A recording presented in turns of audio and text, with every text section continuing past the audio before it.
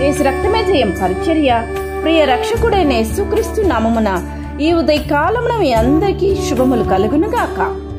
నా సన్నిధి నీకు తోడుగా వచ్చును, నేను నీకు విశ్రాంతి కలుగు చేస్తానని దేవుడు సెలవిస్తున్నాడు. నా ప్రియ సహోదరి సహోదరులారా, దేవుడు మనకు తోడుగా ఉంటే మన మనసుకు విశ్రాంతి, సంతోషం, అంతేకాదు మన అవసరతలు తీర్చబడతాయి. మనకు ఎదురయ్యే శత్రువుల చేతుల నుండి రక్షణ కూడా పొందుకోగలుగుతాం. ఘనత దేవుడు వహింప చేస్తాడు. అలనాడు మోషే అన్నిటికంటే ఎక్కువగా దేవుని సన్నిధిని ఆశించాడు. దేవుని సన్నిధి అనగా ఆయన తోడు.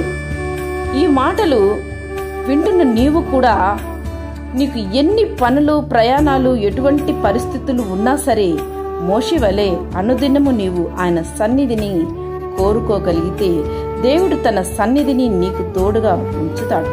ఆయన సన్నిధి నీకు తోడుగా ఉంటే నీ జీవితంలో గొప్ప కార్యాలు జరుగుతాయి. భూమి మీద ఉన్న సకల ప్రజలలో నీవు ప్రత్యేకింపబడిన వ్యక్తిగా నిన్ను అందరూ గుర్తించేలా, ప్రభువు నామాన్ని మహిమపరిచేలా దేవుడు దీవిస్తాడు.